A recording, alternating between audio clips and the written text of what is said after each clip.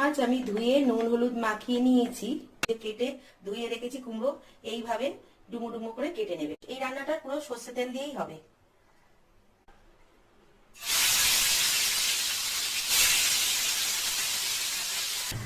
এইভাবে আমি সব মাছগুলো ভেজে নেবো। সব